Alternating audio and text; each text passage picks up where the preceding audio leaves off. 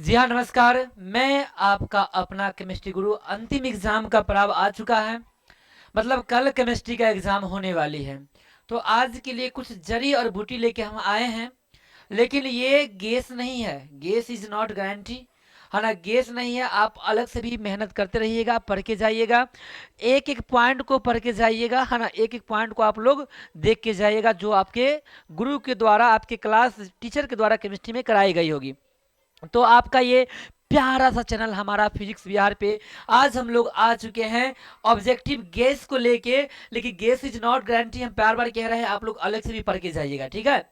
चलिए, तो हम बात करने वाले हैं, पहले क्वेश्चन की बात करने वाले हैं। तो पहला क्वेश्चन हमारा है कि धनायन धनायन अंतराकाशीय स्थान में उपस्थित हो जाए तो क्या कहलाता है। देखिए, जब धनायन, केवल और केवल धनायन अंतराकाशीय स्थान में उपस्थित हो जाएंगे तो इसे हम लोग बोलेंगे कौन सा, फ्रेंकल दोष कहेंगे। क्या कहेंगे, फ्रेंकल दोष कहेंगे। लेकिन अगर मानिए कि दोनों धनायन और ऋणायन दोनों अंतराकाशीय स्थान में क्या हो जाए, स्थानांतरण हो जाए, तो उसे हम लोग शॉर्ट की दोष का नाम से जानेंगे। तो फिलहाल हमें धनायन को केवल और केवल अंतराकाशीय स्थान में शिफ्ट करना है, तो इसे हम लोग क्या कहेंगे, फ्रेंकल दोष कहेंगे। ऑप्शन संख्या ए करेक्ट होगा। और कुछ बात जान लीजिएगा कि फ्रेंकल दोष में घनत्व में कोई परिवर्तन नहीं होता है, डेंसिटी इज नॉट चेंजिंग। किसमें, फ्रेंकल दोष में, समझे ना। तो पहला का ए करेक्ट होने वाला है।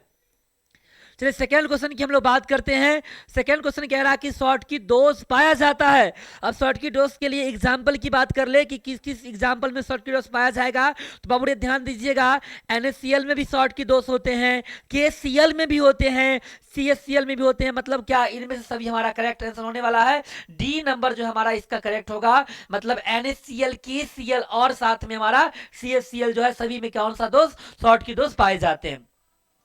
चलिए, अगले प्रश्न पत्र की हम लोग बात करते हैं। अगला है कि सोलर सेल में उपयोग किए जाने वाले पदार्थ कौन सा होता है। सोलर सेल जो होते हैं उसमें मुख्य रूप से उपधातु का प्रयोग किया जाता है, और इसमें उपधातु हमारा एक ही मिल रहा है, सिलिकॉन। सिलिकॉन ही हमारा करेक्ट आंसर होगा। सिलिकॉन हमारा क्या होगा, करेक्ट होगा। सिलिकॉन का उपयोग जो है कहाँ उपयोग करते हैं हम लोग, सोलर सेल के रूप में हम लोग प्रयोग करते हैं इसका। चलिए, अगले प्रश्न पत्र की बात करते हैं। 4 में हम लोग आते हैं, कौन सा अणु और संक्रमण धातु को रखता है। ध्यान रखिएगा, सबसे पहली बात हम करते हैं, विटामिन B12 है। विटामिन B12 अगर हमारे पास में है,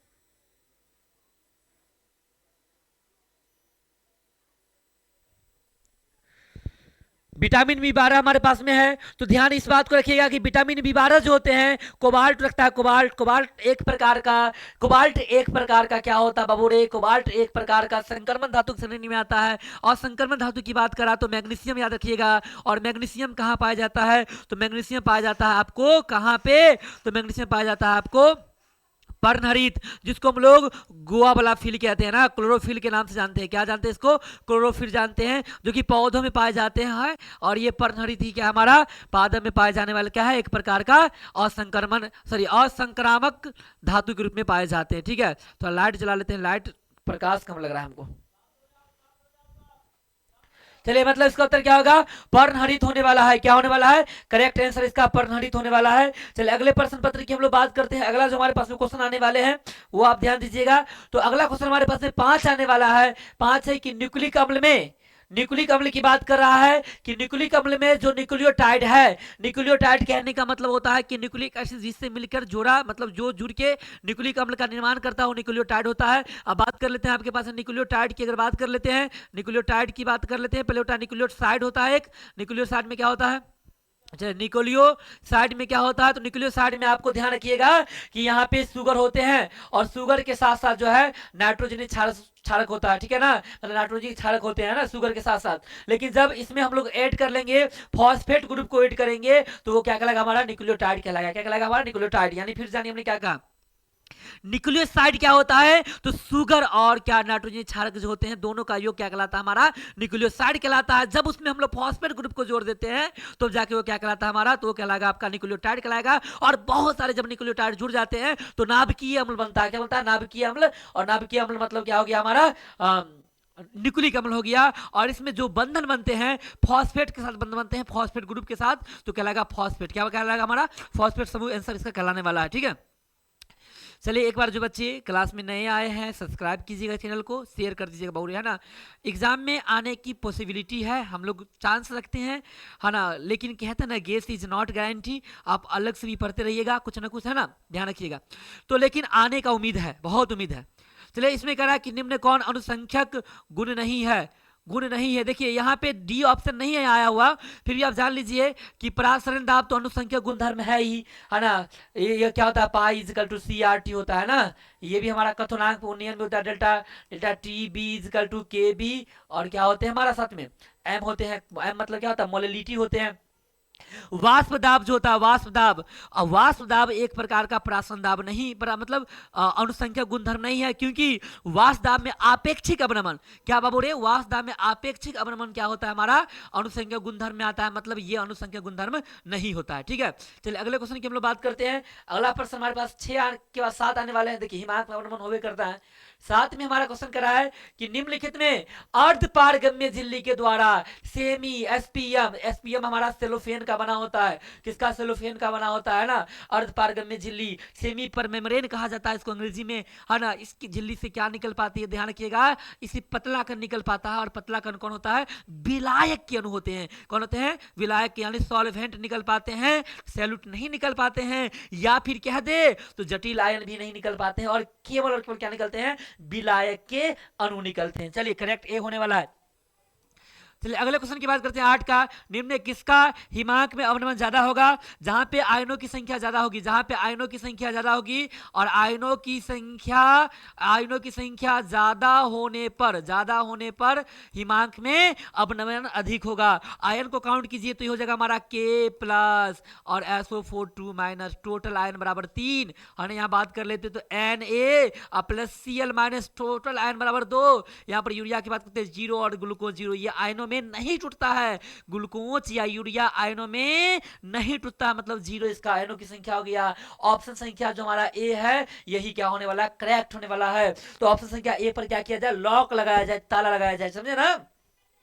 चलिए अगला क्वेश्चन की हम लोग बात करते हैं। अगला है कि मोललता को व्यक्त करते हैं बाबूरे। यहाँ पे मोललता को व्यक्त किया जाता है ग्राम पर लीटर है, मोल पर लीटर है। ऑप्शन देखिए नीचे और क्या है, मोल किलोग्राम। मोललता को व्यक्त करते हैं हम लोग किससे, मोल किलोग्राम से। ठीक है, मोललता को हम लोग किससे व्यक्त करते हैं, मोल किलोग्राम से व्यक्त करते हैं। ऑप्शन संख्या सी जो है करेक्ट होने वाला है। चलिए अगले प्रश्न पत्र की बात करते हैं। प्रासरण दाब का इकाई क्या होता है, प्रासरण दाब की इकाई की बात कर लेते हैं। प्रासरण दाब की इकाई क्या होती है, तो ध्यान रखिएगा इसका इकाई एटीएम होती है। क्या होती है, एटीएम। दाब का मात्रक जो है एटीएम पास्कल, इसी में नापा जाता है। मतलब यहाँ पे प्रासरण दाब कह रहा है, तो प्रासरण दाब जो कि एक प्रकार का प्रेशर है ना, एक प्रकार का दाब है, इसका मात्रक एटीएम होने वाला है।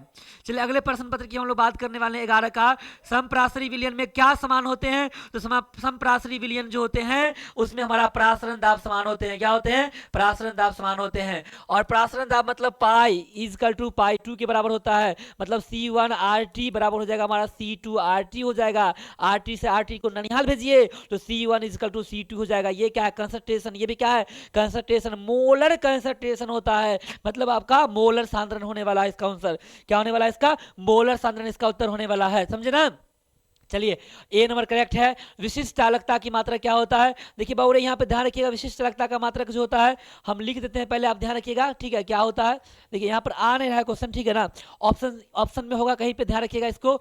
ओम मीटर -1 और सेंटीमीटर -1 होता है। क्या होता है, ओम मीटर -1 और सेंटीमीटर -1 होता है किसका, विशिष्ट चालकता का मात्रक। ऑप्शन देखिए ध्यान रखिए कहां पे आने वाला है, सी जो है इसका करेक्ट होगा हमारा। सी जो है इसका क्या होने वाला है, करेक्ट होने वाला है हमारा। ओम -1 और सेंटीमीटर -1 जो है विशिष्ट चालकता का मात्रक होता है। तो लॉक कीजिए किसको, सी नंबर ऑप्शन को। चलिए अगले क्वेश्चन पे हम लोग आते हैं। विद्युत अपघटन क्रिया में कैथोड पे होते हैं। ध्यान रखिएगा, विद्युत अपघटन क्रिया जब भी होगा तो एक तो एनोड पे क्रिया होगी और एक हमारा क्या होगा, कैथोड पे होगी। और कोई भी क्रिया कहने के लिए मतलब कोई भी क्रिया होगा ना, ये हमेशा ध्यान रखिएगा कि ऑक्सीकरण ही होता है। कहाँ पे, एनोड पे होता है ऑक्सीकरण, ऑक्सीडेशन। और कैथोड पर होता है रिडक्शन। क्या होता है, रिडक्शन। मतलब क्या, एनोड पर ऑक्सीकरण और रिडक्शन मतलब क्या, अपकरण कहाँ होता है, कैथोड पे होता है। एनोड पर ऑक्सीकरण और कैथोड पर क्या होता है, अपकरण होता है। मतलब ऑप्शन क्या होगा हमारा, कैथोड कहाँ विद्युत अपकरण कहाँ होता है, कैथोड को अपकरण करता है, अपचयित करता है, ठीक है ना। तो ध्यान रखिएगा ऑप्शन संख्या जो है बी आपका करेक्ट होने वाला है। चलिए अगले प्रश्न पे हम लोग आएंगे। निम्न में द्वितीयक सेल कौन होते हैं, तो ध्यान रखिएगा द्वितीयक सेल की बात कर रहा है तो लेड स्टोरेज है ना, लेड स्टोरेज सेल को जो हम लोग द्वितीयक सेल के नाम से जानते हैं। यानी आपका ऑप्शन संख्या जो है इसका हिंदी होता है हमारा सीसा संचायक सेल। क्या होता है, सीसा संचायक है ना सेल, यानी बैटरी। ये हमारा क्या है, हमारा ये एक प्रकार का द्वितीयक सेल के अंदर आते हैं। तो ऑप्शन जो हमारा करेक्ट होगा ये हमारा क्या होगा, हमारा बी करेक्ट होने वाला है। चलिए अगले प्रश्न की बात करते हैं। सेल स्थिरांक का मात्रक बाबू क्या होता है, सेल स्थिरांक का मात्रक क्या होता है, आप ध्यान रखिएगा। सेल स्थिरांक का मात्रक जो है सेंटीमीटर -1 क्या होता है, सेंटीमीटर -1 होने वाला है। ये हमारा करेक्ट होगा, हमारा कौन, सी जो है करेक्ट होने वाला है। चलिए अगले आप बात करने वाले अगले क्वेश्चन की बात करें। 16 पे अधिकांश प्रतिक्रिया के लिए ताप गुणांक का मान कहाँ होता है, तो देखिए अधिकांश प्रतिक्रियाओं के लिए ताप गुणांक का जो मान होगा वो ध्यान रखिएगा आपका के टी से लेकर 10 होता है और के टी होगा हमारा 2 से लेकर 3 के बीच में होगा, 2 से लेकर 3 के बीच में। यानी ऑप्शन जो है बी जो कि करेक्ट होने वाला है, ऑप्शन संख्या बी को हम लोग लॉक लगा देंगे, ठीक है ना। चलिए अगला क्वेश्चन की हम लोग बात करते हैं। 17 की बात करते हैं। जल में कहां बाबूरे, जल में है ना, कहां कर रहा है, जल में कर रहा है, ठीक है। जल में कोई भी अभिक्रिया जल में हो जाए, जल में हो जाए, लाइट में हो जाए, लाइट एच न्यू प्रकाश में, ठीक है ना, एच न्यू में हो जाए, ठीक है ना, तो ये प्रक्रिया जो है शून्य कोटि की होती है। किस कोटि की होती है, शून्य कोटि की। जल में होने वाली अभिक्रियाएं शून्य कोटि की होती है, जल में होने वाली अभिक्रियाएं शून्य कोटि की होती है। यानी ऑप्शन संख्या जो है डी इसका करेक्ट आने वाला है।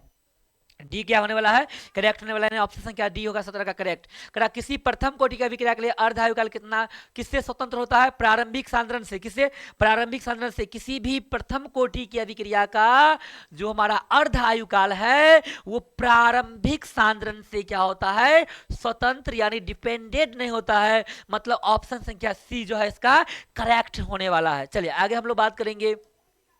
किसी अभिक्रिया के लिए 1/2 का वैल्यू 1/2 का वैल्यू 1/k है। तो 1/2 का वैल्यू अगर 1/k है तो ध्यान रखिएगा ये अभिक्रिया मानिए कि अगर T 1/2 equal to R naught by आपका 2k आ जाए तो ये हमारा शून्य कोटि का होगा। किस कोटि का होगा, शून्य कोटि का होगा, समझे ना। और t 1/2 इजिकल टू आ जाए 0.693 अब बट्टा में k आ जाए तो बोले ये फर्स्ट ऑर्डर रिएक्शन का होगा। किसका होगा, फर्स्ट ऑर्डर रिएक्शन का होगा। और t 1/2 बराबर आ जाए हमारा 1/k आ जाए तो ये सेकेंड ऑर्डर रिएक्शन होगा। क्या होगा हमारा, सेकेंड ऑर्डर रिएक्शन होगा।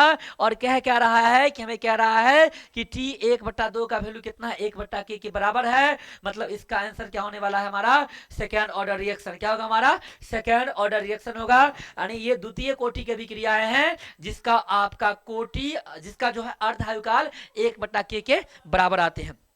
चलिए हम लोग अगले क्वेश्चन की बात करते हैं। अगले प्रश्न पत्र पे आएंगे। 20 में आते हैं।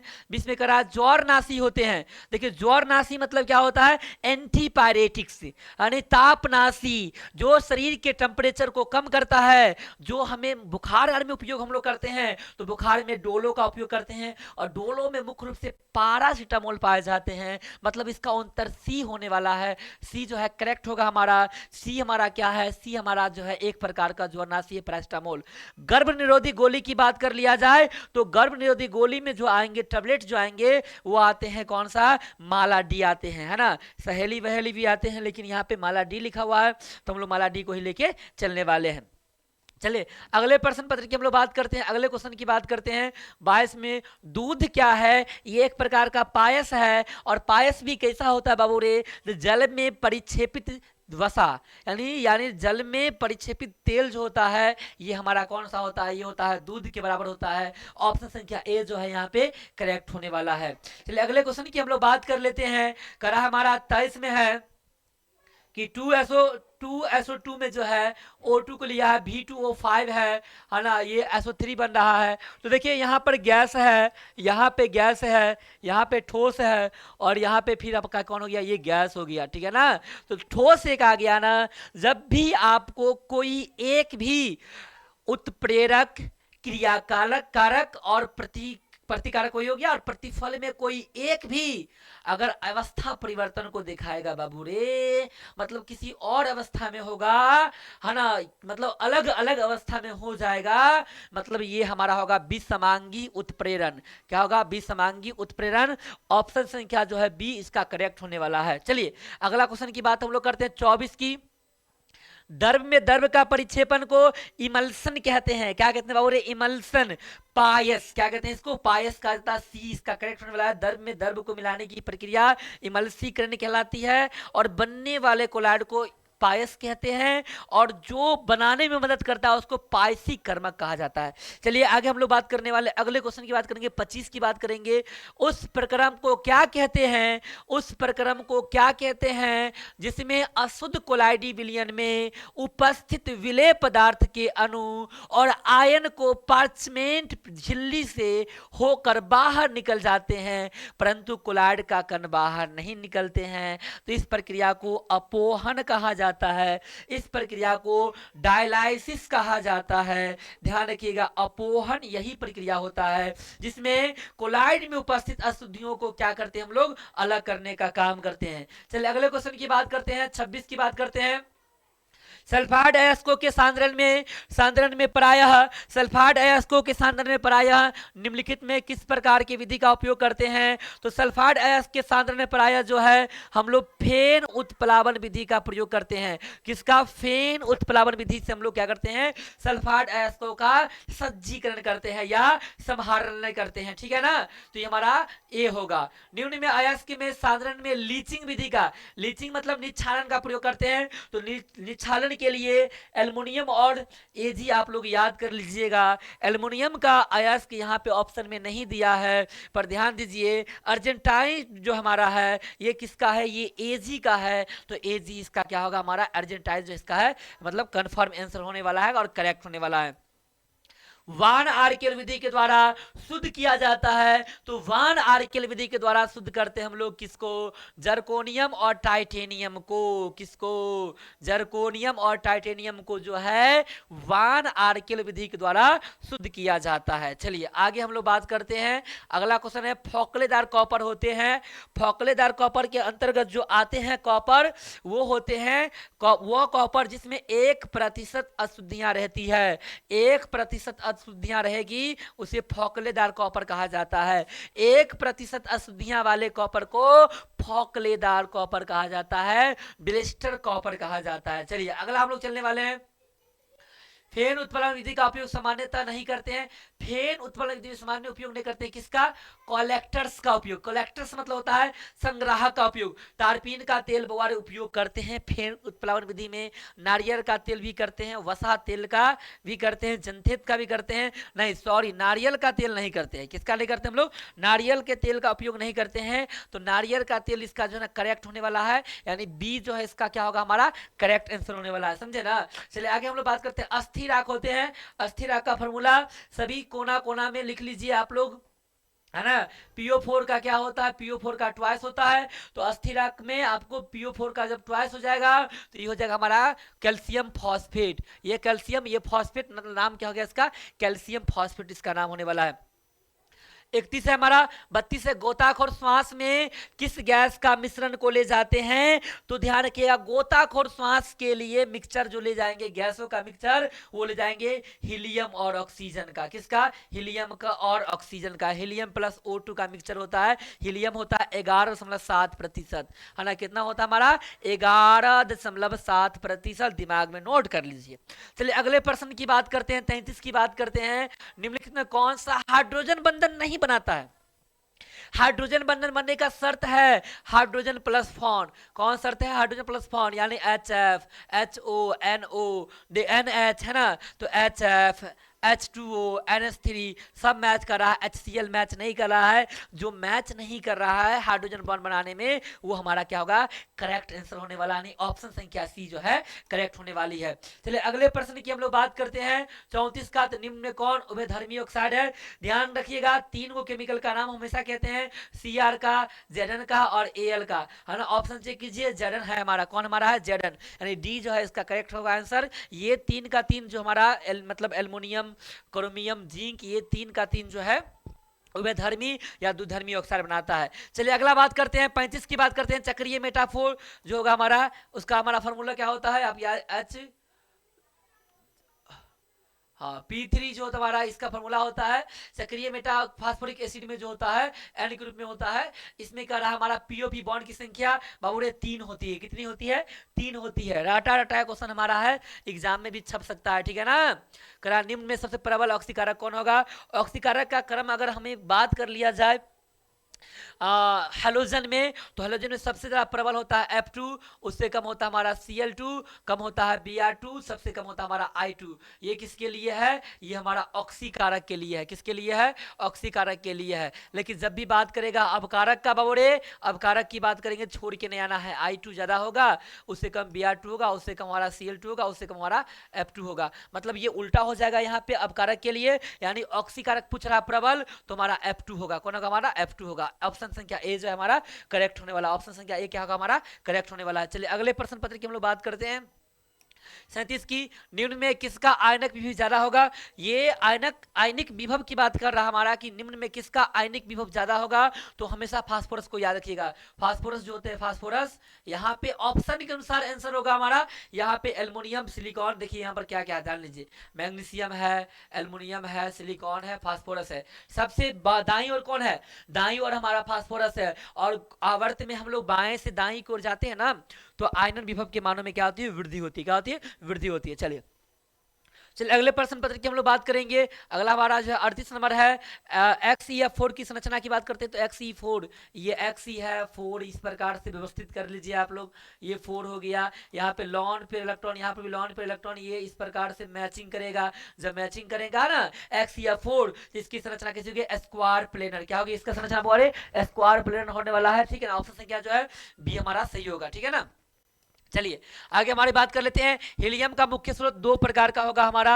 अगर मान लीजिए कि सूर्य दे रहा है, यहाँ पे सूर्य भी हम लोग लगा के चलते हैं, लेकिन यहाँ पे दे रहा होगा मोनाजाइट। क्या दे रहा हमारा, मोनाजाइट। ये मोनाजाइट जो है, मोना मोना डार्लिंग नहीं करना है आपको, ठीक है, मोनाजाइट है। ये हमारा क्या है, ये हमारा सही आंसर होने वाला है, समझे ना। H2SO4 क्या है, H2SO4 एक प्रकार का अम्ल है। H2SO4 अम्लों का राजा, अम्लों का राजा, यानी ए जो है हमारा करेक्ट होने वाला है, समझे ना। ए जो हमारा क्या होना है, करेक्ट होने वाला है ना, ध्यान रखिएगा।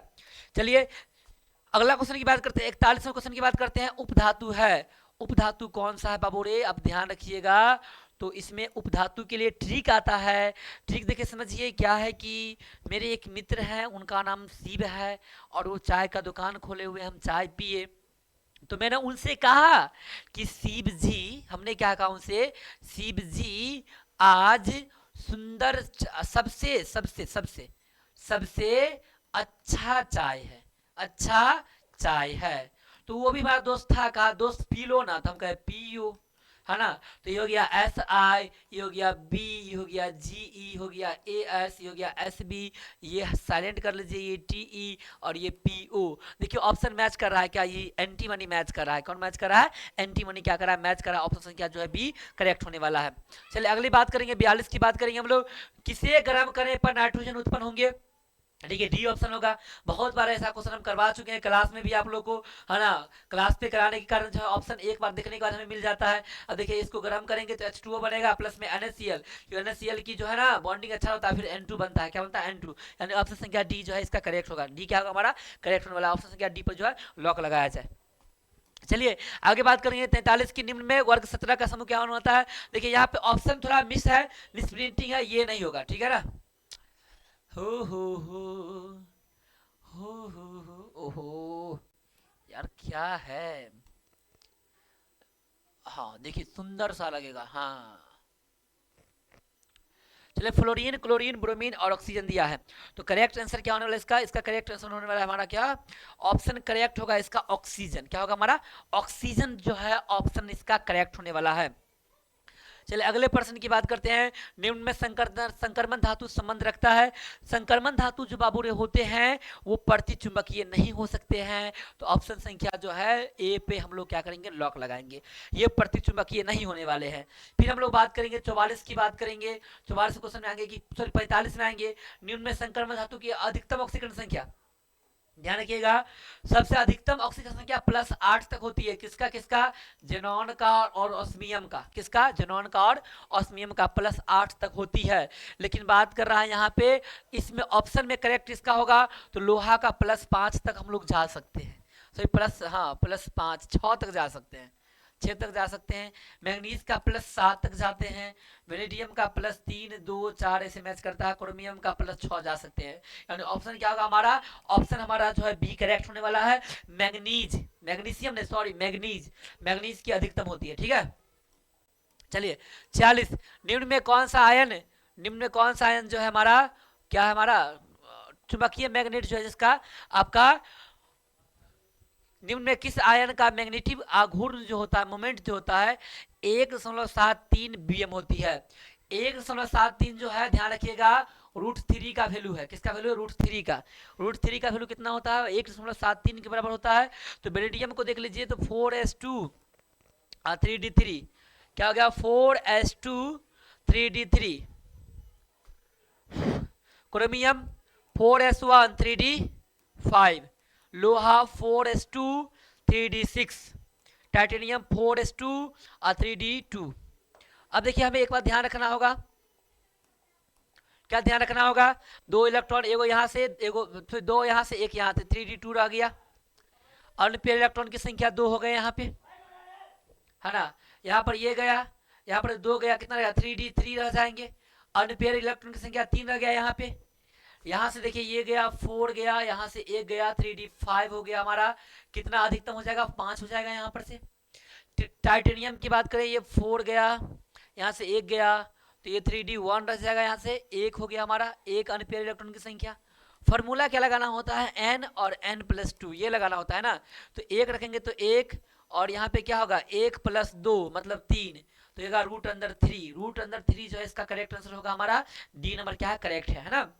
√3 का वैल्यू जो आता है 1.73 के बराबर होते हैं √3 का वैल्यू। ठीक है,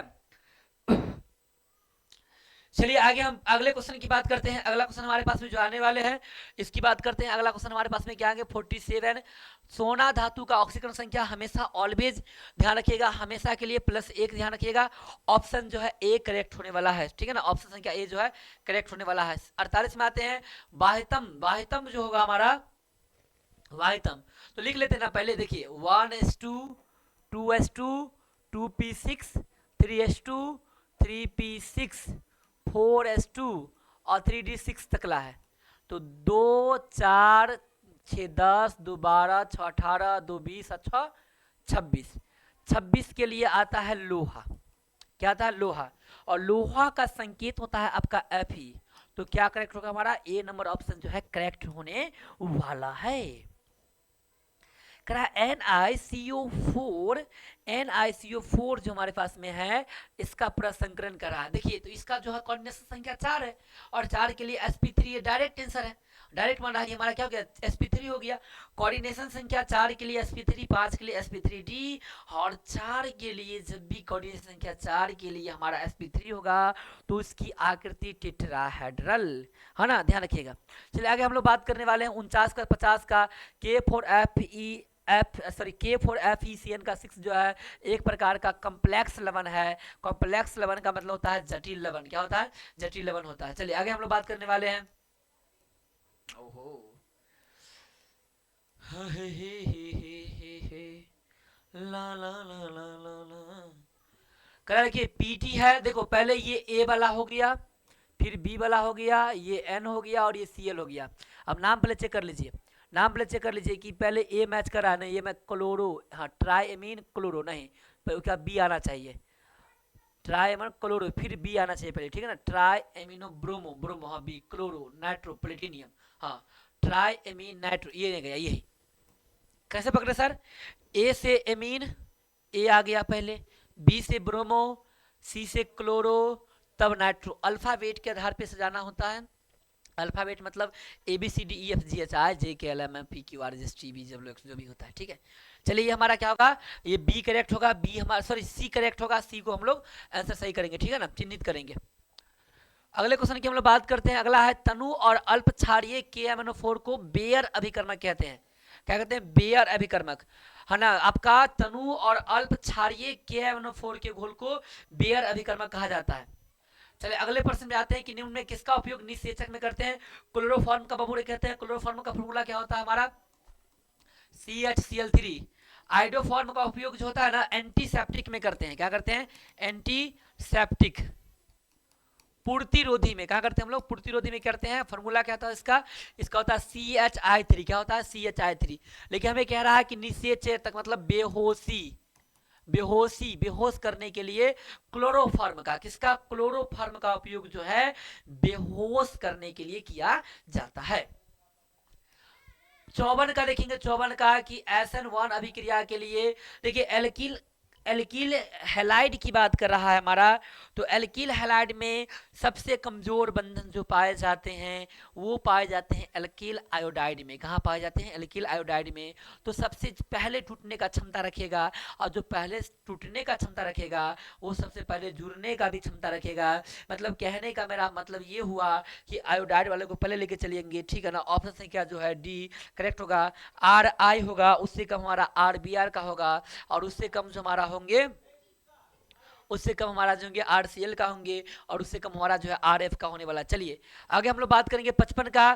क्लोरोफॉर्म को हम लोग क्या करेंगे क्लोरोफॉर्म को जो है CCHCl3 को जो है जिंक के साथ जल में हम लोग रिएक्शन कराएंगे तो वो मीथेन गैस बनेगा। मीथेन गैस CH4 क्या बनने वाला है हमारा मीथेन गैस बनने वाला है। मीथेन गैस यहाँ पे हम लोग को बनाया जाएगा, समझे ना। चलिए अगला हम बात करेंगे प्राइमरी अल्कोहल को उत्प्रेरक डिहाइड्रोजनीकरण कराने पर। देखिए जब प्राइमरी अल्कोहल का अगर हम लोग कराएंगे प्राइमरी अल्कोहल का कराएंगे यानी 1 degree 1 degree 1 degree 1 degree 1 degree ओहो 1 डिग्री 1 डिग्री करवाएंगे तो एल्डिहाइड बनने वाला है। और 2 डिग्री करवाते तो क्या बनता हमारा कीटोन बनता है। यहाँ पे 1 डिग्री का रहा एल्डिहाइड। पहला ऑप्शन में कीटोन है, बी में हमारा ईस्टर है और सी में हमारा देखिए क्या है सेकेंडरी अल्कोहल बिल्कुल नहीं है और 4 में एल्डिहाइड है। एल्डिहाइड हमारा क्या होने वाला सही होने वाला। ये हमारा एल्डिहाइड क्या था सही था। ऑप्शन संख्या जो 56 का डी होगा। चलिए करा कि क्या बनता है जब एथिल ईथर को छपने वाला क्वेश्चन में से ऐसा क्वेश्चन आता है समझे ना। करा एथिल ईथर को CH3CH2 फिर O है CH2CH3 है और इसका अभिक्रिया HI से कराएंगे। किसे कराएंगे HI से। चलिए इसको हटा देते हैं हम, ठीक है ना देखिए क्या हमारे पास है CH3 है CH2 है और हमारा O है और CH2 है CH3 है। इसका अभिक्रिया HI से कराएंगे तो देखिए क्या बनने वाला है। देखिए यहां से ये भाग टूटेगा H मिलेगा और इसको I मिलेगा, समझे ना। बनेगा CH3CH2 और OH प्लस बनेगा CH3CH2 और I। CH3CH2OH को हम लोग एथिल अल्कोहल के नाम से जानते हैं या एथेनॉल के नाम से जानते हैं और CH3 और CH2I को हम लोग एथिल आयोडाइड का नाम से जानते हैं यानी आइडो एथेन के नाम से जानते हैं। मतलब ऑप्शन संख्या जो है ए हमारा करेक्ट होगा। दोनों बनने वाला है, समझे ना। ए क्या होगा हमारा करेक्ट होने वाला है, समझे ना। ए ऑप्शन जो है करेक्ट होने वाला है। चलिए 58 की बात करते हैं। एथिल अल्कोहल का एसिटिल्डिहाइड में परिवर्तन। देखिए बात सिंपल है हमारा कि हमारे पास में CH3 है CH2 है और OH है, इसको कन्वर्ट कर दिया CH3CHO में।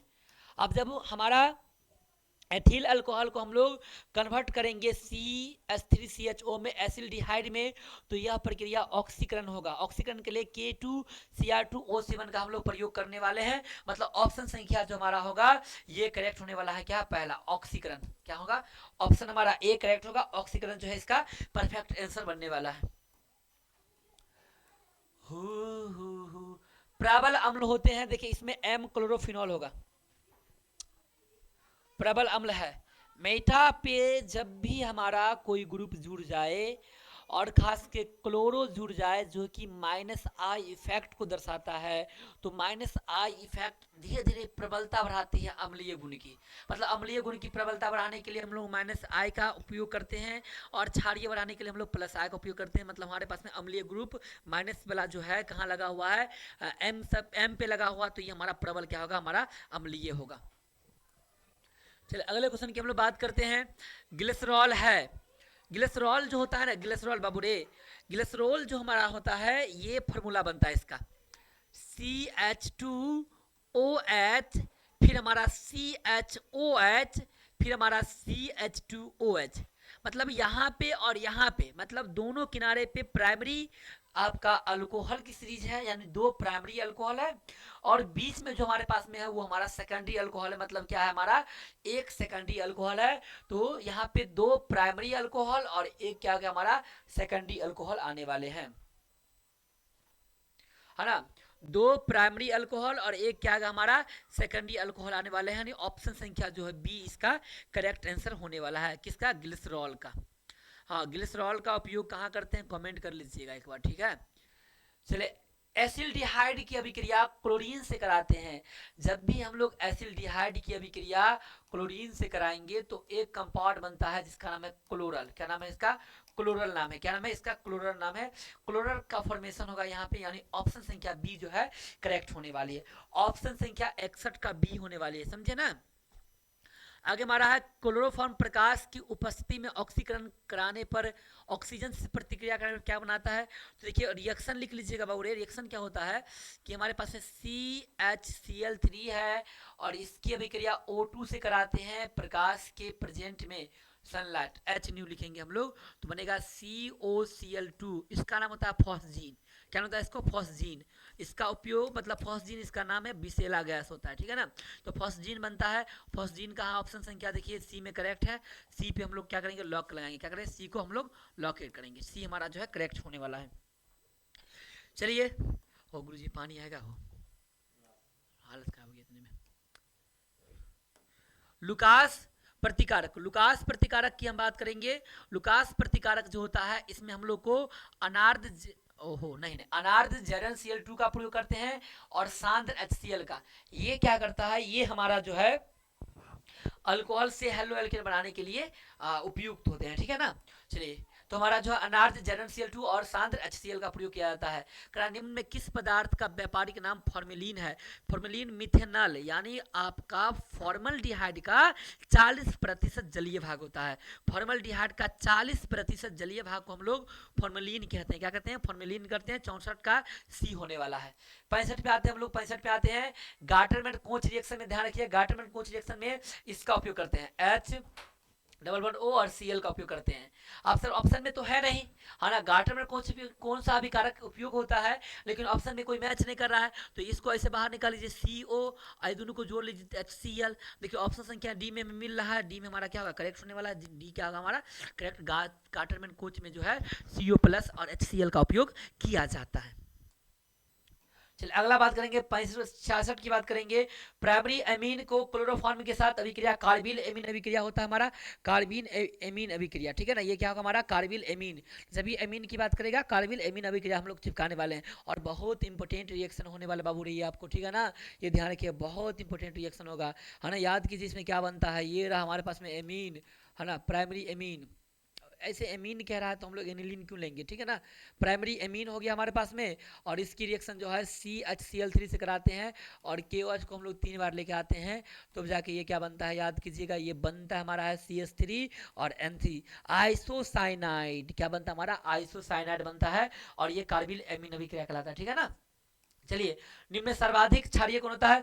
सर्वाधिक क्षारीय की बात करेगा तो हम ध्यान रखेंगे इसमें कि सर्वाधिक क्षारीय हमारा 2 डिग्री होता है एमीन में, और कमजोर क्षार कौन होता है हमारा, एनिलीन होता है। कौन होता है, एनिलीन। अगर सर्वाधिक क्षारकता की बात करेगा, क्षारीय गुणी का बात करेगा हमारा, तो हमारा कौन होगा, वो हमारा होगा 2 डिग्री। और मतलब अगर आपको जो है दुर्बल क्षारकता की बात करेगा तो होगा एनिलीन। क्या होगा हमारा, एनिलीन। बेंजीन के ऊपर NH2। तो यहाँ पे हमारा सर्वाधिक क्या कह रहा है, क्षारीय कह रहा है हमारा। ऑप्शन संख्या बी जो है करेक्ट होगा। ऑप्शन संख्या बी जो हमारा क्या होने वाला, करेक्ट होने वाला है, ये आपका ऑप्शन बी होगा, ठीक है ना। चलिए 68 की बात करते हैं। 68 की बात करते हैं, निम्न में प्राकृतिक बहुलक कौन है। प्रोटीन एक प्रकार की बहुलक है। प्रोटीन एमिनो अम्ल के बहुलक को प्रोटीन कहा जाता है। एमिनो अम्ल की बहुलक को क्या कहते हैं, प्रोटीन कहते हैं। एक मिनट पानी पी लेते हैं, ठीक है।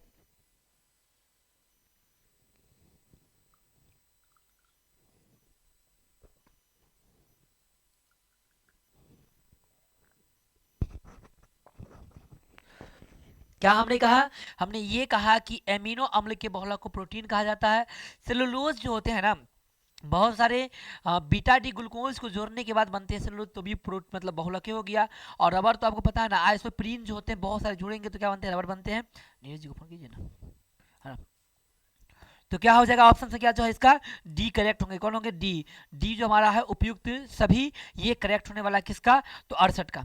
चलिए अगले क्वेश्चन की बात करते हैं। 69 में हम लोग आते हैं, नेचुरल रबर जो होता है, नेचुरल यानी प्राकृतिक रबर जो होंगे, प्राकृतिक रबर का जो है बहुलक किसका होता है, यानी इसका मोनोमर क्या होता है, तो आइसोप्रीन जो है प्राकृतिक रबर का क्या होता है, मोनोमर होता है। आइसोप्रीन क्या होता है हमारा, आइसोप्रीन। आइसोप्रीन जो है प्राकृतिक रबर का क्या होता है, मोनोमर होता है। ठीक है, चलिए अगले क्वेश्चन की हम लोग बात करते हैं। अगले प्रश्न पत्र पे हम लोग जाएंगे 70 पे। निम्नलिखित में किसके बहुलीकरण से नियोप्रीन प्राप्त होता है, नियोप्रीन प्राप्त होता है क्लोरोप्रीन। क्या होता है हमारा, क्लोरोप्रीन। नियोप्रीन किससे, हमारा क्लोरोप्रीन। ऑप्शन संख्या जो है ए, यही करेक्ट होगा हमारा। नियोप्रीन किसे, क्लोरोप्रीन से। किसे, क्लोरोप्रीन जो है नियोप्रीन बनाने के लिए सक्षम होता है। ठीक है, चलिए अगले प्रश्न पत्र की हम लोग बात करेंगे। अगला हमारे पास में 71 नंबर, हीमोटाइट का फॉर्मूला क्या होने वाला बुआरे, Fe2O3। ये जूम आउट होगा, चलिए चलिए आप ऑप्शन निकलने जा रहे। चलिए क्या हमारा कह रहा है कि हीमोटाइट का फॉर्मूला क्या होने वाला है, हीमोटाइट का हमारा Fe2O3 और Fe3O4 जो है मैग्नेटाइट का, और FeS2 जो है होने वाला है आयरन पायराइड्स का होने वाला है। ठीक है ना, इसका हमारा उत्तर जो हमारा होगा, समझे ना, ये क्या होगा हमारा Fe2O3। क्या होगा हमारा, Fe2O3 होगा। सी नंबर जो है, सॉरी बी नंबर जो है इसका करेक्ट होने वाला है, बी नंबर इसका करेक्ट होगा। 72 जिंक अयस्क है, जिंक का क्रायोलाइट बिल्कुल नहीं है, मालाकाट नहीं है। क्लेमाइन, क्लेमाइन किसका है, जिंक का है। क्लेमाइन किसका है, जिंक का है। क्लेमाइन किसका, जिंक का है। फॉर्मूला क्या होता है, ZnCO3। क्या होता है, ZnCO3 होता है जिंक का। क्लेमाइन किसका है, जिंक का है। फॉर्मूला क्या होता है, ZnCO3। चलिए अगले प्रश्न की बात करते हैं। सिनेबार, सिनेबार है, सिनेबार हमारा जो है HGS। सिनेबार क्या हमारा, HGS होगा हमारा। सिनेबार किसका हो गया, मरकरी का जो है, मरकरी का, मरकरी का अयस्क है। ये क्या हमारा है, मरकरी का अयस्क के सिनेबार। मरकरी का क्या है हमारा, अयस्क है, यानी ऑप्शन संख्या जो है बी करेक्ट होगा इसका। डोलामाइट खनिज पाया जाता है, डोलामाइट मैग्नीशियम में पाया जाता है। मैग्नीशियम, मैग्नीशियम, मैग्नीशियम पे लॉक कीजिए, MgCO3 होता है इसमें, तो मैग्नीशियम इसका जो है करेक्ट आंसर होने वाला है। ठीक है ना। 75 है कि प्रासरण, प्रासरण दाब निम्न में समीकरण होता है, पाई बराबर CRT, मतलब P बराबर CRT जो है इसका फॉर्मूला बनने वाला है। P इजकल टू CRT जो है हमारा प्रासरण दाब का फॉर्मूला बनने वाला है। 77 की बात करते हैं। 5 ग्राम केन शुगर, देखिए हम निकाल लेते हैं इसका। 5 ग्राम केन शुगर, 5 बट्टा केन शुगर 342 बराबर में 1 बट्टा कुछ नहीं तो x, तो हो गया हमारा 342 बट्टा 5 इजकल टू x, है ना। 6 पंचे 30, 6 है किसी में क्या, 6, हाँ। ऑप्शन जो है, ऑप्शन हमारा सी करेक्ट होगा, ये सी, सी जो हमारा है क्या होने वाला है, करेक्ट होने वाला है, समझे ना। चलिए आगे हम लोग बात करने वाले हैं। ऑस्मोटिक सोल्यूशन में बराबर होते हैं प्रासरण दाब। क्या होते हैं, प्रासरण दाब, है ना। मतलब समप्रासरी विलयन, समप्रासरी विलयन में क्या बराबर होते हैं, तो प्रासरण दाब, ऑस्मोटिक प्रेशर जो होते हैं हमारा, वो क्या होते हैं, बराबर होते हैं। चलिए ए जो है हमारा करेक्ट होने वाला है। चलिए आगे हम लोग बात करेंगे। 79 की बात करेंगे। अर्ध पारगम्य झिल्ली, अर्ध पारगम्य झिल्ली प्रासरण क्या निकल पाते हैं, विलायक के अणु। पहले क्वेश्चन आया होता है विलायक के अणु। ठीक है, कह रहा है हमारा कि आदर्श विलयन के लिए क्या सही है। आदर्श विलयन वही होता है जो हर सांद्रण पर राउल्ट के नियम का पालन करता है। मतलब ऑप्शन संख्या ए जो है इसका करेक्ट होने वाला है। ऑप्शन संख्या ए जो है करेक्ट होगा इसका। कह रहा पहाड़ों पर जल का क्वथनांक कम जाता है। हमारे पहाड़ों पे जल का क्वथनांक कमने का वजह यही है कि वहां पर का वायुमंडलीय दाब कम होता है। क्या कम होता है, वायुमंडलीय दाब क्या होता है, कम होता है। पहाड़ों पर वायुमंडलीय दाब कम होने के कारण उसका क्वथनांक क्या होता है, कम जाता है। चलिए अगले प्रश्न की बात करते हैं। अगर अगर घुल्ले पदार्थ की मोलों की संख्या n है और घोलक का कैपिटल N है, तो घुल्ले का होगा n by n plus capital N। Option C में करेक्ट होगा। देखिए ना, ऑप्शन सी में होगा, हमको लग रहा पूरा, हाँ ऑप्शन सी जो इसका करेक्ट हो रहा, ऑप्शन सी। चलिए पेज, पेज सेटअप थोड़ा गड़बड़ा गया है, कोई दिक्कत नहीं है।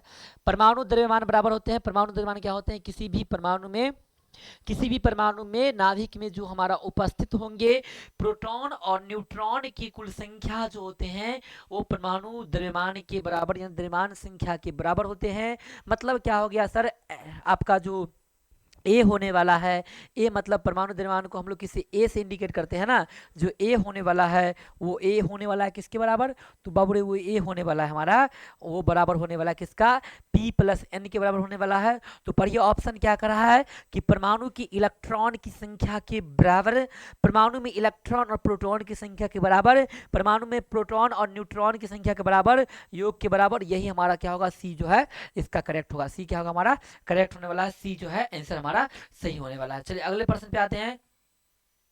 सिरका में एसिटिक अम्ल होता है CH3COOH, ऑप्शन जो हमारा सी सही होगा। सिरका में कौन होगा हमारा, ये होगा सिरका में एसिटिक एसिड, क्या नाम इसका होता है, एसिटिक एसिड। ऑप्शन जो है हमारा सी जो है करेक्ट हो रहा है। चलिए अगले प्रश्न की हम लोग बात करते हैं। 1 लीटर विलयन में उपस्थित विलेय के ग्राम समतुल्य भार को हम लोग सामान्यता, मतलब इसको बोलते हैं नॉर्मलिटी, क्या कहते हैं इसको, नॉर्मलिटी, नॉर्मलिटी, नॉर्मलिटी से कहा जाता है सामान्यता। इसका आंसर होगा हमारा सी जो है करेक्ट होने वाला है। सी आंसर जो है इसका करेक्ट होने वाला है। चलिए 86 में हम लोग आएंगे। HCl और H2O का स्थिर क्वाथी मिश्रण, ये थोड़ा छोटा और हम कर देते हैं। चलिए दिखाई पड़ रहा होगा, ठीक है।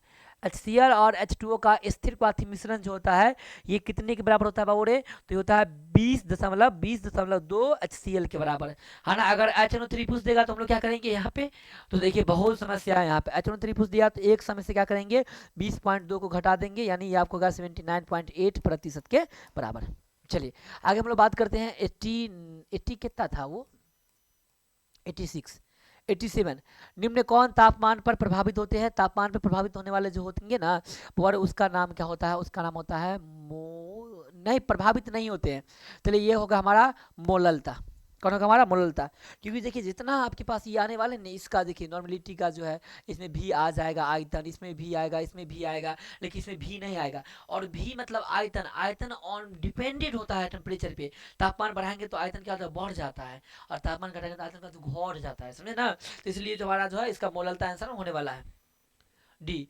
समुद्र जल का प्रासारक दाब कितना के बराबर होता है, लगभग में 30 ATM के बराबर, कितना के बराबर, 30 ATM के बराबर होता है। मतलब ऑप्शन संख्या जो है ए जो हमारा करेक्ट होने वाला, 30 ATM के बराबर जो है इसका क्या होगा हमारा परिसारक दाब होने वाला है। चलिए अगला हमारे पास में है, दो द्रवों को मिश्रित करते हैं एक ही टेम्परेचर पर बोलता है, उसको एजियोट्रॉपिक मिक्सचर कहते हैं। स्थिर क्वाथी, हिंदी ध्यान के, हिंदी पूछ दिया दिक्कत हो जाएगा ना। स्थिर क्वाथी मिक्सचर, इसका नाम क्या होता है, स्थिर क्वाथी मिश्रण कहा जाता है ना। दो द्रवों को जो है एक ही टेम्परेचर पर हम लोग क्या करते हैं, उबाल देते हैं, स्थिर क्वाथी मिश्रण कहलाता है। चलिए अगला हमारे पास में है विलयन, नहीं नहीं इससे पहले भी क्या, नहीं चलिए, विलयन में विलय और विलायक के मोल प्रभाज हमेशा एक के बराबर, किसके बराबर, एक के बराबर, किसके बराबर होता है, एक के बराबर है ना। हमेशा ध्यान रखिएगा कि विलयन में विलय का मोल प्रभाज, और देखिए ये होता फॉर्मूला ना एन और small N plus capital N, फिर हम लोग करेंगे capital N small N plus capital N, दोनों को लेंगे लॉस, तो small N plus capital N, फिर हो जाएगा small N plus capital N, cut के कितने के बराबर, एक के बराबर, कितने के बराबर, एक के बराबर। चलिए अगले प्रश्न की बात करते हैं। एंजाइम का मुख्य अवयव है प्रोटीन, प्रोटीन से जो है फॉर्मेशन होता है एंजाइम का, प्रोटीन से क्या बनता है, एंजाइम बनता है, समझे, ध्यान रखिएगा। चलिए 92 में हमारा है, स्कंदन कारक पर आवेश से स्कंदन की व्याख्या करने वाले वैज्ञानिक का नाम था हार्डी सुलजे का नियम। क्या नाम था हमारा, हार्डी सुलजे का नियम। ये वैज्ञानिक थे जिन्होंने क्या किए थे, स्कंदन के बारे में बताए थे कि कितना स्कंदन होगा आवेश पे, ठीक है ना। चलिए अगले प्रश्न की बात करते हैं। आरोपित विद्युत क्षेत्र में कोलाइड कणों की गति वैद्युत कण संचलन कहलाता है, क्या कहलाता है, वैद्युत कण संचलन कहलाता है, ध्यान रखिएगा। लेकिन एक बात और इसमें ध्यान रखना है आपको कि कोलाइड कण के अलावा परिक्षेपण माध्यम की गति हो जाए, किसका, परिक्षेपण माध्यम की गति, तो परिक्षेपण माध्यम की गति को वैद्युत प्रासरण कहा जाता है, वैद्युत प्रासरण कहा जाता है किसको, परिक्षेपण माध्यम की गति को कहा जाता है। लेकिन फिलहाल में हमें क्या कर रहा है कि कोलाइडी कण की गति के बारे में बात कर रहा है, तो क्या होने वाला, उसका आंसर होने वाला है हमारा क्या, तो होने वाला है वैद्युत कण संचलन। आगे है, वैद्युत अपघट्य पदार्थ में ताजा बना हुआ अवक्षेप को जो है आपको क्या करना है, कोलॉइड बनाना है। तो ये घटना क्या कहलाएगी, ये घटना हमारा जो कहलाएगी, हो ये अथी हो रहा है, धुंधला हो रहा है पिक्चर, है ना। ये घटना क्या कहलाएगी, ये घटना कहलाएगा हमारा पेप्टीकरण। क्या कहलाएगी, हमारा पेप्टीकरण। देखिए पेप्टीकरण होगा, सी में जो हमारा पेप्टीकरण करेक्ट होने वाला है, ये हमारा कहलाने वाला सी नंबर जो है ना, सी जो है पेप्टीकरण, ये कहलाने वाला है क्या, ये कहलाने वाला है हमारा ताजा बना हुआ अवक्षेप से जो है कोलॉइड बनाने की प्रक्रिया। चलिए आगे हम लोग बात करने वाले हैं माध्यम में कोलाइडीकरण का अनियमित गति, जिंग जोंग गति, है ना, ये कहलाता है ब्राउनी गति। क्या कहलाता है, हमारा ब्राउनी गति, समझे ना। जिंग जोंग गति जो कोलॉइड कण की गति होती है, उस गति को ब्राउन नामक वैज्ञानिक रॉबर्ट ब्राउन ने क्या किया था, एक्सप्लेन किया था, व्याख्या किया था, इसलिए हम लोग इसे क्या कहते हैं, ब्राउनी गति के नाम से जानते हैं। चलिए आगे हम लोग बात करने वाले हैं, अगले क्वेश्चन की बात करेंगे। तेल तथा पानी के संयोग से बना कोलॉइड जो होता है, पायस, पायस, है ना, पायस जो होते हैं, इमल्सन, ये हमारा तेल और पानी से बना है, क्या है, कोलॉइड है। इमल्सन हमारा तेल और पानी से बना क्या है, कोलॉइड है। तो पायस इसका आंसर होने वाला है, ठीक है। चलिए अगले प्रश्न पत्र की हम लोग बात करते हैं। अगला हमारे पास में है कि यूरिएज एक उदाहरण है। ध्यान रखिएगा, ये एक प्रकार का एंजाइम है जो यूरिया को तोड़ता है एमिनो अम्ल में, ठीक है ना। यूरिया को क्या करता है, एमिनो अम्ल तोड़ने का काम करता है। तो ये क्या हो गया, हमारा यूरिएज हो गया, तोड़ता है, ठीक है ना।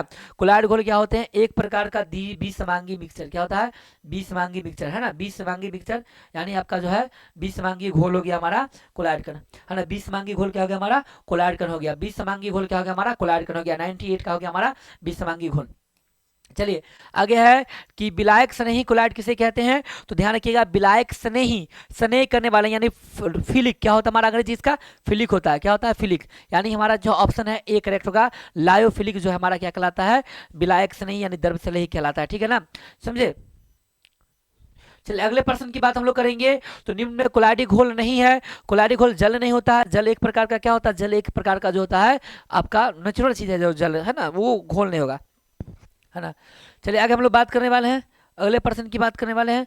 अगला जो हमारे पास में क्वेश्चन आने वाला उसका हमारा होगा वो क्रिया जिसमें कोलाइडीकरण का अवक्षेपण क्या कहलाती है। तो वह प्रक्रिया जिसमें कोलाइडीकरण का अवक्षेपण होगा वो कहलाएगा हमारा अस्कंदन। क्या कहलाएगा, हमारा अस्कंदन, है ना। अस्कंदन में जो है कोलाइडीकरण का क्या होता है, अवक्षेपण होता है। अस्कंदन प्रक्रिया जो होता है कोलाइडीकरण के जीवन को तबाह करने की प्रक्रिया होती है। जैसे आप लोग का जीवन तबाह करने का प्रक्रिया क्या होता है, समझ में आ रहा है ना। अभी कुछ बच्चे ऐसे होंगे जो एकाएक जो है अभी क्लास में एंट्री किए होंगे और एक दिन में वो विद्वान बनने का प्रयास किया होगा, है ना। बुआ होकर कोई चारा नहीं है, एक दिन में विद्वान कोई नहीं बनता है। हम पहले ही कह रहे हैं, एक बार नहीं 10 बार कह रहे हैं कि आपको जो टॉपिक पढ़ाया गया है क्लास में उससे परफेक्ट आने वाले हैं, छपने वाले हैं। और आज का पढ़ाया गया जो भी है आपका ऑब्जेक्टिव कराया गया है, मे भी चांस है कि आ सकता है। पूर्णतः गारंटी हम नहीं लेते हैं, लेकिन कुछ बच्चे ऐसे होंगे जो पूर्णतः गारंटी के साथ आए होंगे कि नहीं यही पढ़ के जाएंगे, यही आएगा, तो बुआ ये क्लास नहीं बनना होनी, थोड़ा बाहर हो जो। ये एक प्रैक्टिस है कि आपको वाकई में कितना ऑब्जेक्टिव आता है, आपको कितना सही हो रहा है, जो आप मेन एग्जाम में आप सही कर पाइएगा। ये प्रैक्टिस के लिए हम बता रहे हैं, समझे ना। ये कोई आपको जो है गेसिंग नहीं है कि ये क्वेश्चन छपने वाला है, ये बिल्कुल हम नहीं कहेंगे, ठीक है ना।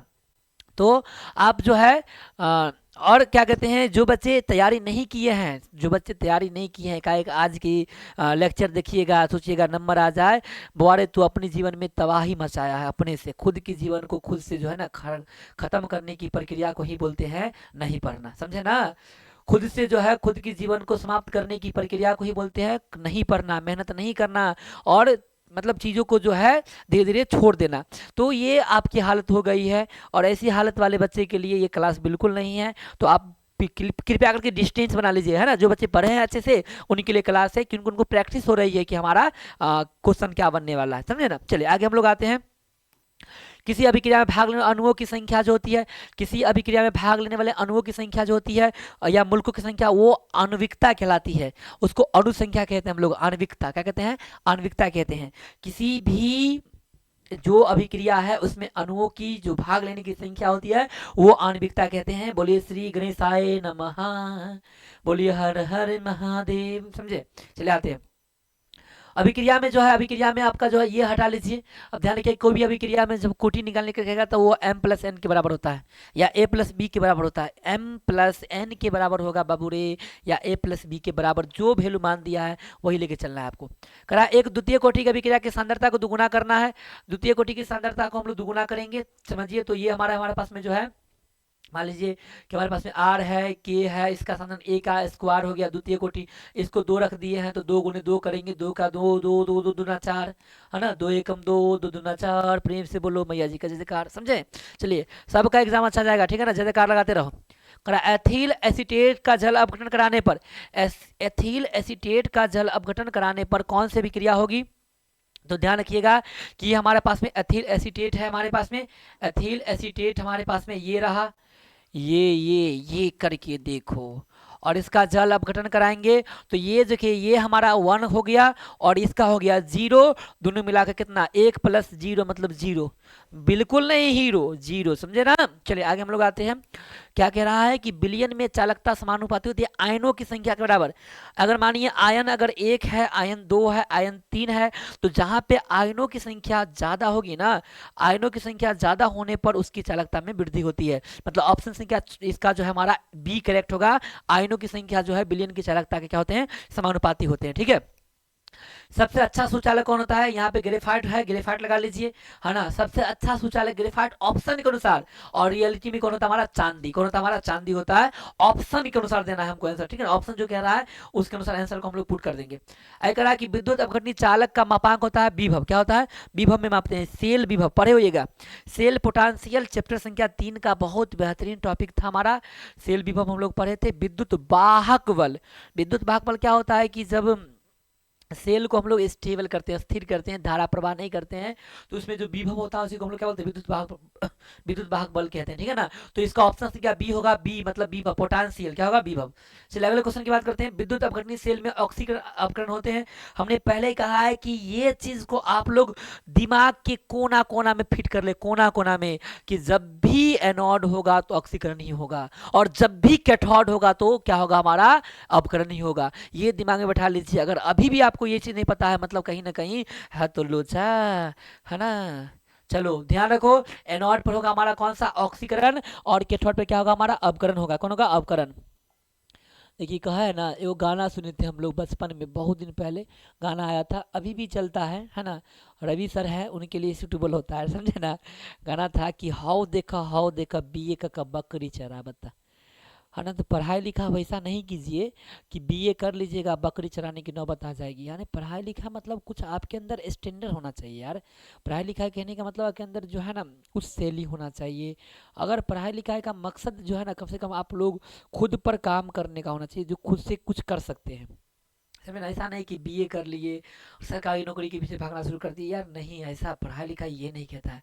पढ़ाई लिखाई का मतलब होता है कि आपके अंदर कोई टेक्निकल कोर्स अगर कर लेते हैं आप लोग पढ़ाई लिखाई के साथ साथ, तो आपके जीवन में बहुत सुंदर जीवन आपका हो जाएगा, कुछ ना कुछ आपके पास हुनर हो जाएंगे। और काबिल दुनिया काबिलियत को सलाम करता है, काबिलियत जिनके पास में है ना दुनिया उसी को सलाम करता है। अगर आपके पास काबिलियत है ना तो अंबानी जी का कॉल आपके पास में आएगा कि हेलो आ जाओ मेरे पास जियो का टावर लगाने के लिए। बिल्कुल नहीं, टावर में काम नहीं मिलेगा आपको, ठीक है, पावर घट जाएगा वहां पर जाने के बाद, तो है ना, ऐसे आपको काम मिलने वाला है। कहा है कि कौन सा विलयन विद्युत का संचालक करता है। तो विद्युत अपघट्य विलयन जितने होते हैं ना, विद्युत अपघट्य इलेक्ट्रोलाइटिक्स जितने होते हैं सब आयनों में टूट जाते हैं, और आयन में जो टूटेंगे वो विद्युत का सुचालक बन जाएंगे। चलिए ऑप्शन संख्या ए करेक्ट होगा। 11 में आते हैं, हैबर विधि में अमोनिया निर्माण के लिए किसके प्रयोग करते हैं। देखिए हैबर विधि जो होता है, हैबर प्रोसेस जो होता है ली सेटलिए के नियम पर काम करता है, वर्क करता है, और इसमें जो है हम लोग लोहे के टुकड़े को हम लोग क्या करते हैं, प्रयोग करते हैं कैटलिस्ट के रूप में, या मतलब क्या हो गया हमारा लोहा का पाउडर इसका सही आंसर होने वाला है ना। आगे हम लोग बात करने वाले हैं कि निम्न में किस धातु का निष्कर्षण के लिए साइनाइड का उपयोग करते हैं। तो देखिए ए जी सुनते हो, हम आ चुके हैं, साइनाइड विधि से हमारा निष्कर्षण कर दो ना, तो ए जी हो जाएगा। ए जी मतलब क्या हो गया हमारा, ए जी मतलब हमारा सिल्वर हो गया, सिल्वर जो है इसका आंसर होने वाला, करेक्ट आंसर होने वाला है, समझे ना। अगला हमारा है कि निम्न में ऑक्सीकरण संख्या +2 होगा।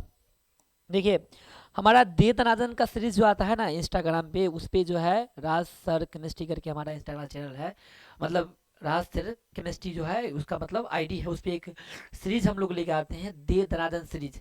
वहां पे ये क्वेश्चन हमने कल का सीरीज में क्वेश्चन था कि हमारा कि ऑक्सीजन का क्या ऑक्सीकरण संख्या प्लस में आ सकता है। तो जी हाँ, ऑक्सीकरण संख्या प्लस में आ सकता है, दो कंडीशन में आ सकता है। एक हमारा परऑक्साइड परऑक्साइड की कंडीशन में तो माइनस में आता है ना। चलिए एक कंडीशन में आ सकता है, ये कंडीशन हमारा है F2O में। कब है हमारा? F2O में, क्योंकि F जो है हायर निगेटिव एलिमेंट है किसके तुलना में? ऑक्सीजन में।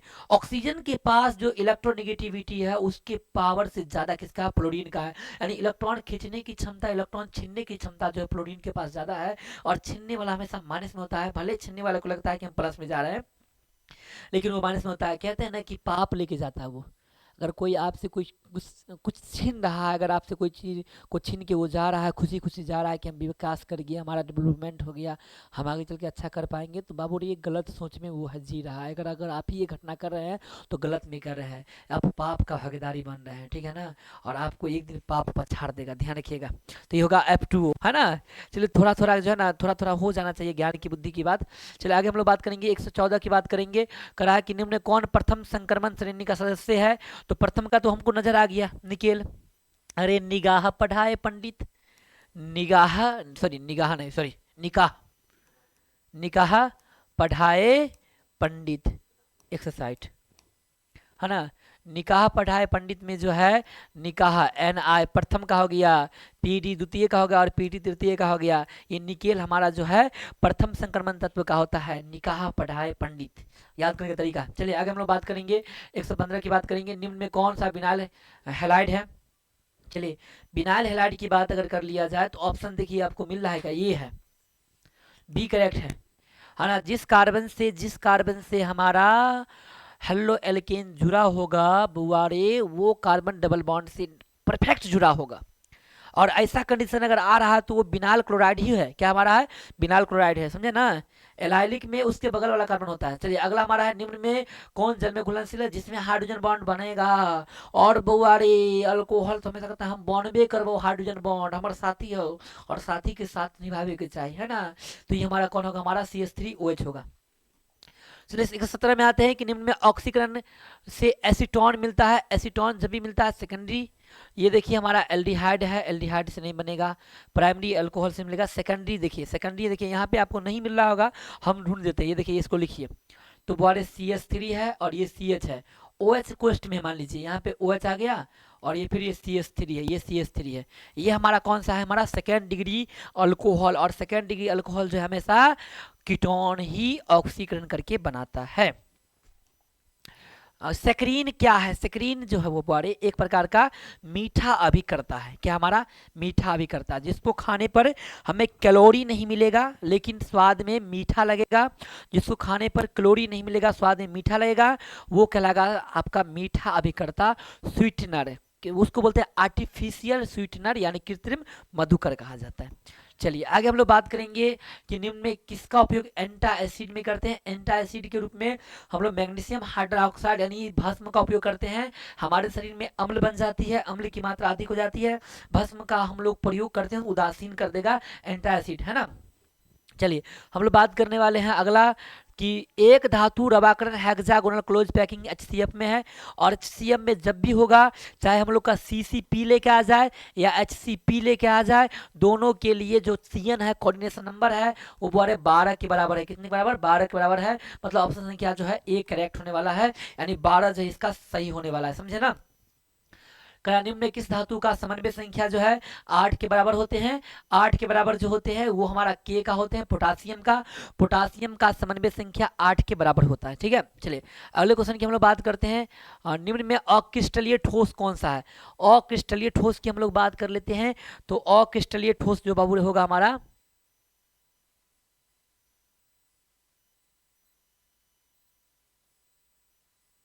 हाँ, अक्रिस्टलीय ठोस की बात हम लोग करेंगे बाबू रे। तो अक्रिस्टलीय ठोस का जो एग्जाम्पल होगा हमारा, वो हमारा होगा क्वार्टर्ज ग्लास, SiO2। क्या होगा हमारा? SiO2 जो है क्वार्टर्ज ग्लास, ये हमारा क्या होगा? अक्रिस्टलीय ठोस का एक एग्जाम्पल होगा, वेरवादार ठोस का, अति शीतलन द्रव का। बिलियन कौन सा अणु संख्या गुणधर्म में पराश्रंदा पहले पहले मिल रहा है? और पहले पहले जब भी चीज मिले तो उसको कहिए चलिए चलिए चलिए सही है, सही है, सही है, ठीक है। चलिए हम लोग बात करेंगे 124 की बात करेंगे। मानव रक्त का पीएच मान देखिए, हम एक अच्छा तरीका बताते हैं। देखिए हर इंसान की बॉडी में जो है रक्त जो है सप्ताह में 7 दिन बनते हैं, और हमें मैक्सिमम कम से कम या अधिक से अधिक जो है आपको कम से कम जो है 4 बार साल में ब्लड का जांच करवाना चाहिए। तो 7 दिन बना, 4 बार हो गया जांच, यानी हमारा क्या हो गया 7.4। चलिए आगे हम लोग बात करते हैं, तापमान पर प्रभावित नहीं होता है मोललता, ऊपर में था, रहने दीजिए। हाँ, निम्न में कौन सा घोल का क्वथनांक में उन्नयन क्या कहते हैं सर्वाधिक होते हैं? वांट हाउप नामक वैज्ञानिक आए थे भाई साहब।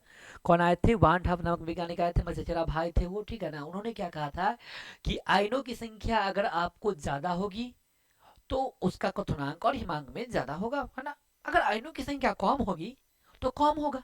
तो यहाँ पे आयन को गिन लेते हैं ना रे, यहाँ पर Na+ और OH- 2 आयन, यहाँ पे Na+ और SO4 2- 3 आयन, यहाँ पे आपका NH4+ और NO3- मतलब 2 आयन, और यहाँ पर K+ और NO3- मतलब 1 आयन। 3 आयन जहां पर मिलेंगे, आयनों की संख्या जहां पे अधिकतम होगी क्वथनांक में उन्नयन भी अधिकतम होगा। चलिए 127, HCl H2O में स्थिर क्वाथी मिश्रण 20.2% ऊपर था, प्रासरणिक दाब बढ़ता है जबकि तापक्रम बढ़ जाता है। देखिए प्रासरणिक दाब का जो हमारे पास में इक्वेशन है P=CRT, डायरेक्टली है, ये T बढ़ाएंगे ना तो P बढ़ जाएगा, मतलब ये डायरेक्टली है, मतलब ए इसका करेक्ट आंसर होने वाला है, ए जो इसका करेक्ट आंसर होने वाला है, समझे। और 128 का, निम्न में कौन सा द्वितीयक सेल है बउआरे? द्वितीयक सेल जो है ना लेड स्टोरेज बैटरी, बी जो है करेक्ट होने वाला है, बी जो है इसका करेक्ट आंसर होने वाला है, लेड स्टोरेज बैटरी। करा 1 बिलियन में 20 ml जो है 20 ml, यानी भी जो है हमारा भी वो 200 ml है, समझे ना। और हमारा जो NaOH जो WB है वो हमारा 2 ग्राम है, और MB जो हमारा है वो 40 ग्राम है। तो बाबूरी इसका क्या बनने वाला है? इसका बनने वाला है स्मॉल कैपिटल M हमारा हो जाएगा आपका 2/40 और ऊपर में 1000 बट्टा में 200।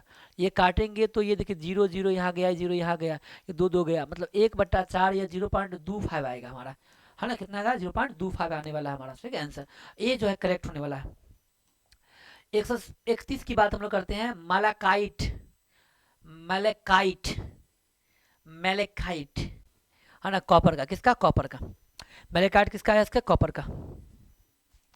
चलिए आगे हम लोग बात करेंगे कि निम्नलिखित में कौन सा गैस जल को एकत्र नहीं करता है? SO2, SO2 गैस जो है जल को एकत्र नहीं करता है, सी करेक्ट होने वाला है, ध्यान रखिएगा। चलिए अगला हमारा 133 में हम लोग आएंगे, हीलियम का सूत्र He होता है, क्या होता है? He, हीलियम का सूत्र क्या होता है हमारा? He। हीलियम एक प्रकार का अक्रिय गैस है, इसकी संयोजकता 8 होती है, इसे नोबेल गैस कहा गया, और एक परमाणविक होता है। चलिए आगे हमारा है एनिलीन में पाई बंधन की संख्या, एनिलीन में बोरे पाई बंधन की संख्या 3 होती है, 3 3 3 3, कितना होती है? 3, ठीक है। हाँ, IUPAC नाम वाला क्वेश्चन आया है कि C2H3, लेकिन ये गलती ये है क्वेश्चन, तो C2H5 होगा, ठीक है। नाम क्या होगा? इथाइनामीन, क्या होगा? इथाइनामीन। ऑप्शन ए जो है इसका करेक्ट होने वाला है 35 का। 136 में हम लोग आते हैं, तो NH3 में N का प्रसंकरण बताइएगा। तो NH3 में N का प्रसंकरण रट्टा रटाया क्वेश्चन मान लीजिए इसको, sp3, क्या हमारा sp3 होगा NH3 में प्रसंकरण, ठीक है ना। अगला हमारे पास में है कि अत्यधिक क्षारीय कौन होता है? 2 डिग्री, 2 डिग्री होता है अत्यधिक क्षारीय, बी जो है इसका करेक्ट होने वाला है। आगे हम लोग बात करेंगे 138 में बात करेंगे कि प्राकृतिक रबर, प्राकृतिक बहुलक कौन है? तो देखिए वो ऊपर में आ रहा है ना, रबर, रबर कौन है हमारा? प्राकृतिक बहुलक, प्राकृतिक बहुलक कौन होगा हमारा? बहुलक कौन होगा हमारा? रबर होने वाला है। 1 मिनट, पानी लेके भी चल गए। चलिए आगे हम लोग बात करने वाले हैं, पॉलीमर बनाने की सबसे छोटी इकाई को मोनोमर कहते हैं, यानी या ये होगा हो गया बहुलक, और बहुलक का छोटी इकाई एकलक, क्या होता है हमारा? एकलक, यानी मोनोमर। ए ऑप्शन जो है इसका करेक्ट होने वाला है, ए करेक्ट होगा।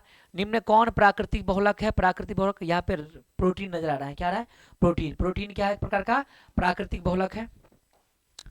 चलिए हमारा लग रहा है कि अब आसान आसान क्वेश्चन है। औसत जो दर्द को निवारण करता है, एनाल्जेसिक, क्या होता है हमारा? एनाल्जेसिक दर्द निवारक, या उसको बोलते हैं पीड़ाहारी, क्या बोलते हैं इसको? पीड़ाहारी, एनाल्जेसिक दर्द निवारक या पीड़ाहारी, ठीक है।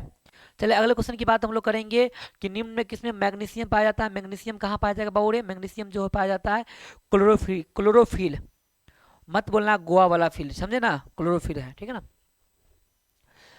न न न न न न करा कि भू प्रॉपर्टी में सर्वाधिक पाया जाने वाला तत्व कौन होता है? ओसी आलू। ठीक है, हमारा ओसी आलू, ये ध्यान रखिएगा। ऑक्सीजन, सिलिकॉन और एल्युमिनियम। ऑप्शन में पहले सिलिकॉन मिल रहा है, ऑक्सीजन है नहीं, तो ये जो हमारा करेक्ट होने वाला है यहाँ का। ठीक है, क्षारीय भूमिज तत्व, वो आ रही यहाँ पे sodium, element one, group one, group sorry element है ग्रुप वन, सोडियम। बी जो हमारा करेक्ट होगा। करा निम्न में हरा थोथा, हरा मतलब लोहा, हरा मतलब लोहा, FeSO4 इंटू 7H2O, हरा हरा थोथा। अगला हमारे पास क्वेश्चन आ रहा है कि एल्काइन का सामान्य से CnH2n, नहीं नहीं एल्कीन नहीं, एल्काइन है। ओहो ओहो, ऑप्शन भी गलत है इसमें। एल्काइन में ध्यान रखिएगा, यही को हम चेंज करेंगे, CnH2 यही एल्काइन होगा। चलिए अगला प्रश्न की हम लोग बात करेंगे, तो बेकेलाइट फिनॉल के साथ किसके साथ अभिक्रिया करेगा बेकेलाइट में? तो फॉर्मल्डिहाइड। क्या होगा हमारा? फॉर्मल्डिहाइड के साथ फिनॉल की अभिक्रिया से बेकेलाइट बनता है।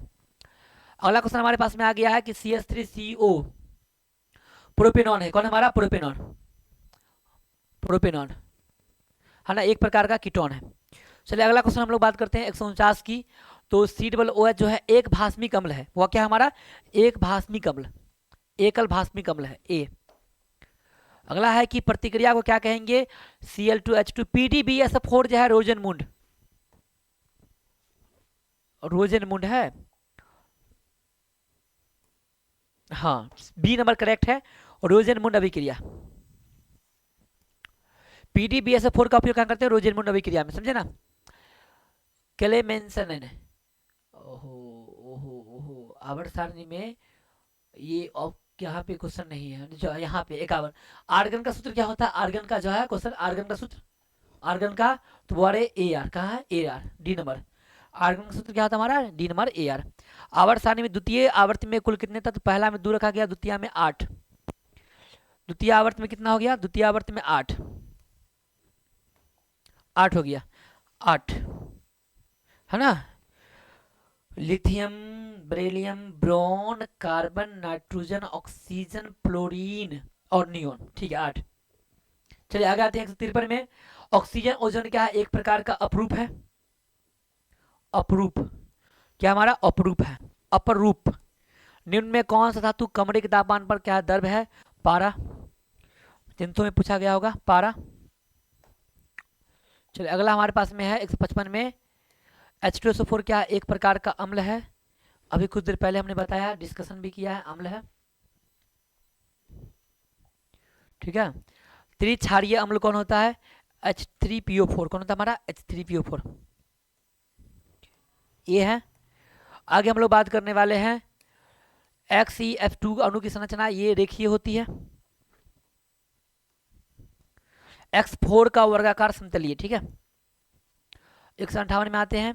P ब्लॉक का तत्व नहीं है, SnAl Mg S ब्लॉक का है, Mg क्या है? S ब्लॉक का है। FCC में परमाणु की संख्या 4 होती है, 4 नीचे दे दिया 4। और अंतः केंद्रित BCC में परमाणु संख्या 2 होती है। कितना होती है? 2। अंतः में कितना होती है? 2 होती है। FCC में 4 होती है। और ECC में पूछ रहा अंतः में, इसमें भी 2 होती है। ठीक है, और 62 में क्या है हमारा? सरल घनीय संकुलन क्षमता जो है 52.4%, 52.4% होती है। ठीक है ना, 52.4% जो है आपका SCC में संकुलन क्षमता होती है। और रिक्तियां कितनी होती है इसका? 47.6। BCC में संकुलन क्षमता 68 होती है। कितना होती है? 68। चलो ऑप्शन नहीं है, 68% ध्यान रखिएगा। BCC में, BC में कितना होता है हमारा? 68%। चलिए आगे बात करते हैं। FCC में संकुलन क्षमता कितना होता है? 74। कितना होता है? 74 सी। और नाइट्रिक अम्ल का सूत्र क्या होता है? HNO3। इसका ऑप्शन नहीं होगा। ठीक है, 165 नंबर का ऑप्शन नहीं दिया गया होगा। कुल 165 ऑब्जेक्टिव हम लेके आए थे, ठीक है ना, है ना, क्या ऑप्शन नहीं होगा। चलिए इस प्रकार जो है हमारी ऑब्जेक्टिव की सीरीज खत्म हो गई। आपका एग्जाम हमारे तरफ से, हमारी शुभकामना की तरफ से, हमारे ईश्वर से विनती की तरफ से जो है आपका एग्जाम बहुत बेहतर होने वाला है। हाँ, पर वे शर्तें आपको फिर से हम कह रहे हैं कि एक दिन पढ़ के आप विद्वान नहीं होइएगा। मे बी इसका क्वेश्चन जो हमने कराया है ये एग्जाम में आ भी जाए और आपकी किस्मत खराब होगी तो नहीं भी आएगी, ठीक है ना। तो लेकिन उम्मीद है कि आने की उम्मीद है, तो आप लोग एक्स्ट्रा भी पढ़ के जाइएगा और अच्छे से एग्जाम को धुआं उड़ा के आना है।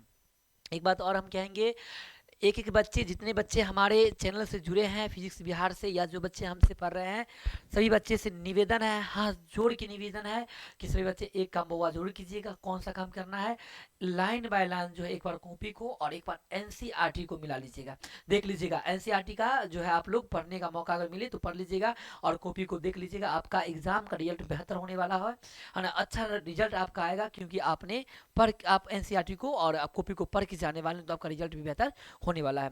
तो हम लोग, हमारा सफ़र आखिरी था और अब हम आगे आपसे जब भी मिलेंगे, अगर कोई बच्चे नीट का है, जेई का है, सीई का एग्ज़ाम देने वाले हैं तो वो हमसे जुड़ सकते हैं, है ना। और हमें जो है सपोर्ट करके आगे हमारे चैनल को बढ़ा सकते हैं, है ना। और आपका हम रिजल्ट बनाने तक आपके सफ़र में रहेंगे। फिलहाल के लिए हमारा जो इंटर का सफ़र आखिरी था, आज आखिरी क्लास है। इसका आप हमारी क्लास इंटर में करने के लिए आइएगा नहीं, ऑनलाइन का जो भी होगी क्लास या ऑफलाइन का, ऐसे आप आ सकते हैं, आपका क्लास है, आप जब मर्जी आपका आना है तब आ सकते हैं। लेकिन हमारे एग्ज़ाम के दृष्टिकोण से, एग्ज़ाम देने के दृष्टिकोण से आखिरी क्लास है, और हमारी प्रयास हमेशा से थी कि आपको बेहतर कंटेंट के साथ आपकी रिजल्ट भी बेहतर कर दे, और हमने अपनी तरफ से पूर्ण रूप से मेहनत किया है। अब बाकी आपका मेहनत कितना है, आपका मेहनत जो होगा, आपका मेहनत रंग लाएगा। और अच्छा मेहनत है तो आपका रिजल्ट भी बेहतर होगा, अगर अच्छा नहीं है तो आपका रिजल्ट में दिक्कत तो होगी ना। लेकिन मेहनत करके जाइएगा, अभी भी समय है आपके पास, एक दिन कम नहीं होता है, एक दिन बहुत होता है, ठीक है ना। आप करके जाइएगा, ठीक है ना, आपका रिजल्ट बेहतर होगा। धन्यवाद, मिलते हैं हम लोग अगले साल की वीडियो में, जब भी जुड़िएगा तब वो मिलेंगे। और रिजल्ट अच्छा आएगा तो एक एक बच्चे को हम बुलाएंगे यहाँ पे, अच्छे से इंटरव्यू लेंगे, और हर एक बच्चे को हम मिठाई अपनी तरफ से करेंगे, ठीक है, खिलाएंगे। कोई बच्चे को लेके नहीं आना है, हम खिलाएंगे, ठीक है ना।